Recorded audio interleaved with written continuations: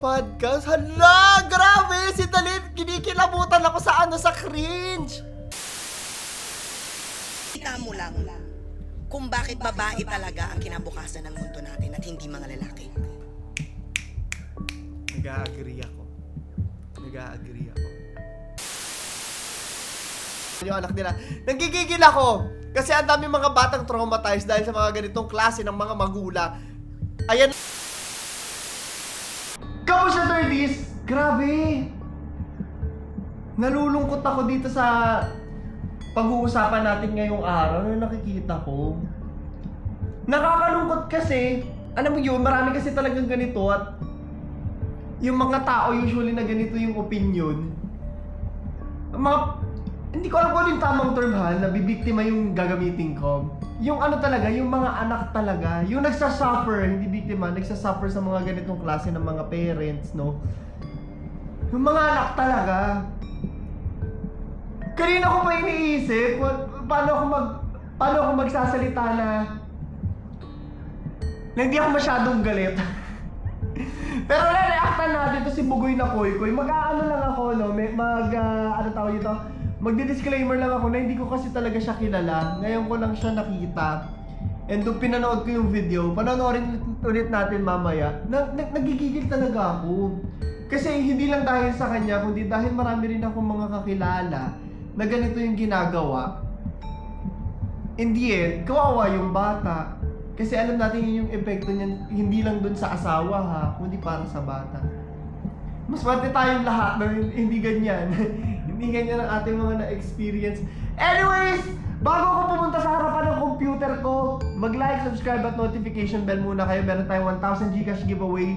Sagutin nyo lang yung question of the day natin na nakalagay sa dulo ng video na to. Meron din po akong Instagram at saka TikTok. Ipapromote ko lang po. So sana mag-like din kayo doon at mag-follow din kayo doon. Halika na! Akyat na ako. Samahan nyo na ako sa taas. Snowy! Halika na! Alis na kami ni Snowy. Sige na, bye-bye! So, ito na yung video niya. And it's from a podcast. Hindi ko alam kung podcast niya to or may mga kasama siya dito. Hindi ko na po tinignan, no? Trigger warning lang po kasi alam ko maraming maiinis at matitrigger at ultimately mako-concern. Ako, concerned talaga ako eh. Panoorin na lang natin. Ako ang magkakaanak talaga ako sa totoo lang ha. Siguro 6 minutes ko lang makikipag-banding dun sa anak ko. Pagtapos ng 6 minutes, bababa ako na. Ano yung tawa yung ganun sa dulo. Parang proud pa siya. Ito lang dapat. Parang may ganun. Alam mo yung ganung yabangan sa mga kalalakihan na para nagpapataas. Yung kwentuhan, no? Na nagpapataasan na sa amin, hindi naman ako ina-under. Alam niyo yung ganon? Alam mo yung ganon? Tuloy natin. Work na ako ulit. Hindi ako titimpla ng mga gatas niya. Hindi ko trabaho yun eh. Para sa akin, tol. Kuya rin, napagtimpla. Ang ano doon, nung magtitimpla lang ng gatas. Nakakaloka sa mga babae po na nandito ha. Kung ang iniisip ko kung paano ko sasabihin ng maayos at matiwasay eh. Pero kung ayaw maganto ng asawa nyo, red flag yan. Major red flag. Lahat ng kakilala ko na ganito ang salitaan ay iniwan na yung mga asawa nila, no? At hindi pinanindigan. Totoo yan. Magalit kayo sa akin o hindi. But if you do have this same mindset, most likely wala kang pakialam sa kapakanan ng asawa mo. And mas grabe pa, mas wala kang pakialam sa anak mo. Na para bang ano lang sila, pag hindi na nila mahal yung asawa nila, hindi na rin nila mahal yung anak nila. Nanggigigil ako. Kasi ang dami mga batang traumatized dahil sa mga ganitong klase ng mga magulang. Ayan na, nagtataas na ako ng boses. Pasensya na po ha. Triggered kasi talaga ako. Totoo lang. Tuloy natin. Wala ako ng gatas. Nag-fail yung nanay niya. Eto pa! Usually, ang kalalakihan na ganito, no? Sabi niya, di ba? Nag-fail yung nanay pag hindi binigyan ng gatas. Kasalanan ng lalaki, ginagawang kasalanan ng babae. Na hindi lang dito yan, no? Nakakaano na para bang wala bang karapatan yung babae na magtrabaho din ng sarili niya, di ba? Wala bang karapatan na magkaroon ng sariling buhay? Na para bang pag nag-asawa ka, ang isang babae, doon natatapos yung buhay niya. And aminin na natin, no? Wala sana akong ma-offend, pero ganun talaga tayo sa Pilipinas, di ba? Na ang expectation natin sa kababaihan, pag nag-asawa ka, pag nag-anak ka, doon na matatapos yung buhay mo, sa bahay ka na lang, di ba? That's not necessarily bad, no? Mahirap na trabaho ang pagiging ina, pero ang isang babae may karapatan pa rin magkaroon ng sarili niyang buhay, hanap buhay, at pangarap pagkatapos ikasal. 'Di ba? Pwede niyong habulin 'yan regardless kung anong opinyon ng kalalakihan sa inyo. Buhay niyo 'yan. Huwag sana akong maano dito, no? Pero hindi natatapos sa pag-aanak ang pangarap ng isang babae, ang buhay ng isang babae. Sana naiintindihan niyo ko doon. Anyways, tuloy natin. Ang ganun sa akin yun eh. What? Uy. Pagtimpla mo, hindi ko trabaho to ah. Trabaho ko, secure yung future. Yung ano, hindi ko trabaho to. Yung parang ang ano kasi na meron din kasing ganun sa lalaki na ako yung angat dito, ako dapat pag silbihan, which is para sa akin na kiss, lalo na sa mundo natin ngayon, di ba? Ang babae at lalaki equals talaga yan, no? Kailangan pinakikinggan mo. The way I see it, parang wala naman siyang pakialam sa opinion, paniniwala, at kung ano yung mga mahal gawin sa buhay. Kung sino man yung asawa niya. Pasensya na po, wala po ako alam sa personal life niya. Nakakalungkot. Yun, pagtitimplahin mo ako ng gatas dito. Iisipin ng iba, sabihin nila sa akin, sama mo naman tatay. Para sa akin nga, tol, bilang tatay, tol, nag-waste ka nga ng time pag nagtitimpla ka ng gatas. Nag-waste ng time pag nagtitimpla ng gatas. Sana hindi ka nag-anak. Kawawa yung bata, no? Naghahanap ng connection sa tatay yan. Ayaw mo ibigay 6 minutes. Akala mo naman napakayaman, di ba? Para namang Elon Musk. Imbis na Make nandudod money ka ka, dapat. gumagawa ka ng pera doon para ma-secure yung pamilya mo, nagtitimpla ka ng gatas. Isipin mo tol, may empire ka, tas ang gagawin mo yung Empire. trabaho ng babae mo. Anong tingin mo nila ngayon sa leader mo? Halimbawa, nakakita ka ng hari, si Genghis Khan, makita mo, 200 anak niya, pinagtitimpla niya ng gatas araw-araw, tapos hinihili niya pa. Hindi pwede trabaho yun. ni Genghis Khan mag-conquer eh. Babae, anak ko, di ba? Tali-tali ko yung buhok niya. Hindi ko trabaho to eh. Ang weird ng opinion ng mga ganito mga podcast. Hala, grabe! Si Talib, kinikilabutan ako sa cringe! What the fuck? Hari! Genghis Khan! The fuck? Ngayon, medyo umalis tayo sa negativity. Punta tayo sa mga tatay na pinandindigan yung mga responsibilidad, yun yung hinahanap kong word. Responsibilidad sa mga anak nila. Sabi niya dito, 6 minutes, kung pwede lang ibigay ko yung 24 hours ko sa'yo, gagawin ko. Ikaw ang prioridad, ikaw ang dahilan, at inspirasyon kung bakit ako nagsisipag at nakakagawa ng nakakamanghang mga bagay. Ang daming nagagawa ng pagmamahal, mga ate. Para saan ang empire? Ang cringe ng salitang pa-empire, nakakaloka. Ano ang purpose? Mas masarap ipamana ang pagmamahal, memorya at pag-aaruga. Hindi umiikot sa pera ang buhay. Tama yun! Although kailangan natin ng pera para magbigay ng tamang pangangailangan ng anak natin, no? Iba pa rin yung pagmamahal.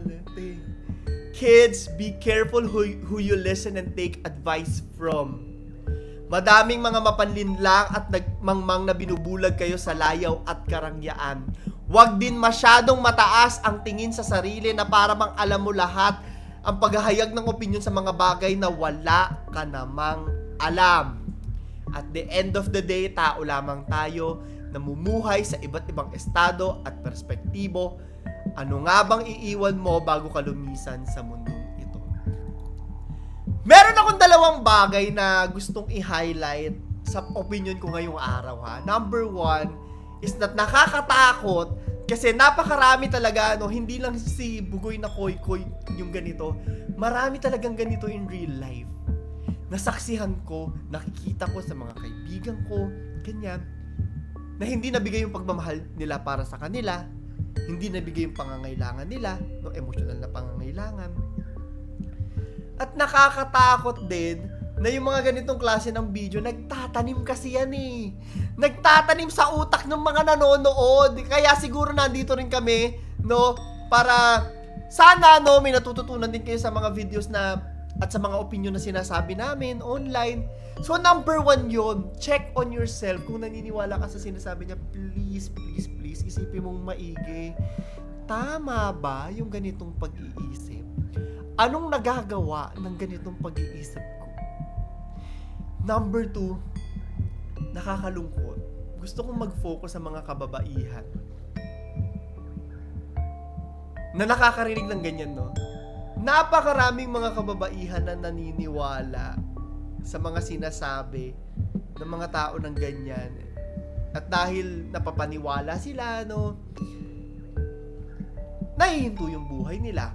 Ang daming mga kababaihan na napakatatalino, napakatalentado, pero hindi nila naipupush yung buhay na para sa kanila dahil sa opinyon ng mga tulad nito. Ang degrading sa kababae. Ayun talaga, gusto ko mag-focus doon, no? Hindi lang sa anak, sobrang degrading ng tingin niya sa babae. Hindi ako babae pero na-offend ako.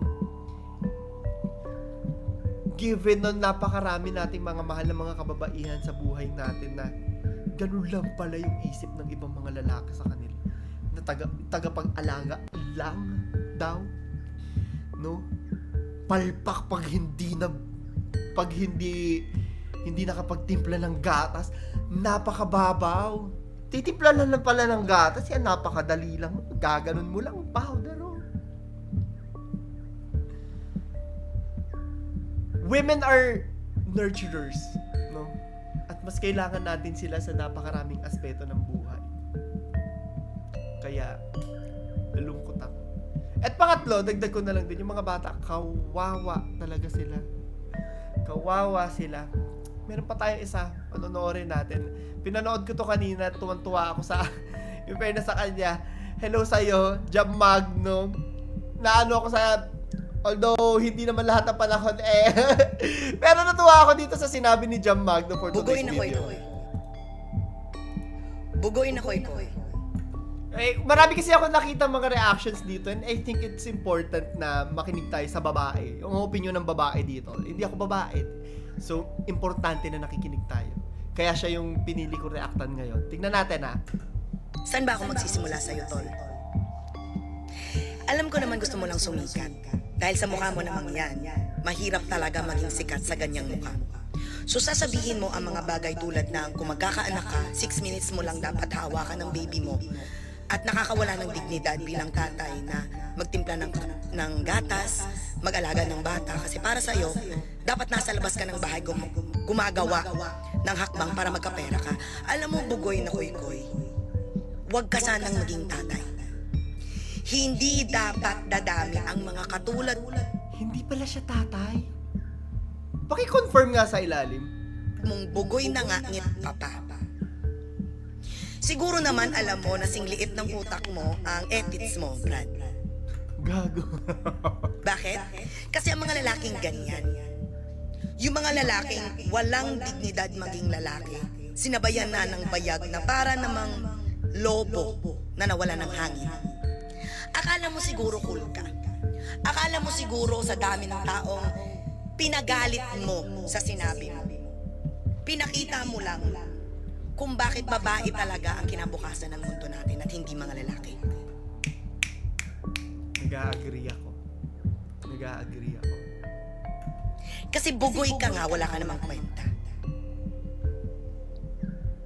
Alam mo ba kung ang essence ng isang babae ay maging nanay at magtaguyod ng kinabukasan ng mundo, ano ba ang role ng lalaki? Hindi ba kahati?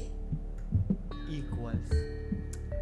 Tuloy natin yung video na sa dulo ah. Gusto ko lang tapusin ko na to ngayon dito. Gusto ko lang din sabihin no, na sa lahat ng kababaihan na nakarinig na eto ka lang dapat, ayan ka lang, nakakahon ka lang. Una, manood kayo ng Barbie. Kasi doon tatalakayin lahat yan. At pangalawa, yakap sa inyong lahat. No, merong mga tao na katulad ko. Na ipaglalaban kayo. Love na love ko kayo. At sa mga kalalakihan naman, no, na alam ang karapatan at value ng isang babae, yakap din sa'yo. Magsalita tayo palagi pag may mga naririnig tayong ganito para matanggal na yung mga ganyang mga katoksikan, ka-negativity-han. Yun lang. So, para sa question of the day natin, may 1,000 Gcash giveaway tayo ha. Sagutin nyo to. At mag-like, subscribe at notification bell kayo para makasali kayo. Anong masasabi mo dyan sa 6 minutes maximum bonding sa anak? Na ganun lang daw dapat.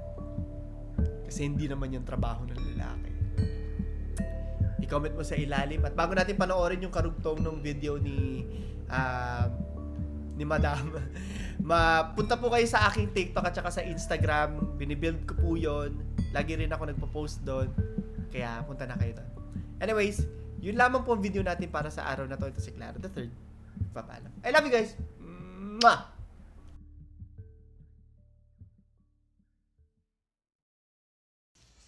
To show that, oh, so triggering. But you know, real gangsters, they take care of their families first. Then they have careers. Sino ba ang successful, totoong successful, na hindi dumarami sa mabuting paraan? Because ang sukatan mo bilang lalaki, hindi na 6 minutes ka lang hahawak sa baby mo, bro. It's the fact that you raised that baby to be better than who you are. The legacy that you leave in this world. More than just the toxicity and the stupidity that comes out of your mouth when you're given a microphone. I mean, really, this is the reason why I chose to be a single mom. With mindsets like that proliferate in this country. Hindi ka bugoy, bulaos ka. Okay? You don't have the right to even be a human with a mindset like that. But then again, I know pasikat na imo because obviously with a face like that, and I don't know, do you even have any talents? So that's why being an asshole is a easy choice. You are the example that weak men do exist in the Philippines with mindsets like that. Clearly, your mother has failed you, and clearly your father has too. Because you can be wealthy, bugoy, nukoy-koy, but you will never truly be happy.